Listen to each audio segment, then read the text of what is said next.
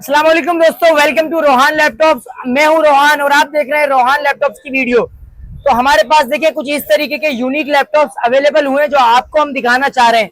तो ये बड़े ही इंतहाई मुनासिब प्राइस के ऊपर हमारे पास अवेलेबल हुए हैं। देखिए इनकी हमारे पास 100% हेल्थ के अंदर SSD मिल जाएगी साथ आपको, और ये आपको टच स्क्रीन डिस्प्ले के अंदर देखने को मिल जाएगा। और अगर इसकी कॉन्फ़िगरेशन की बात करें तो इसकी कॉन्फ़िगरेशन आपको मिलने वाली है i5 का 10 जनरेशन। आपको इसके अंदर CPU मिलने वाला है और इसके अंदर आपको मेमोरी मिलने वाली है 8 GB।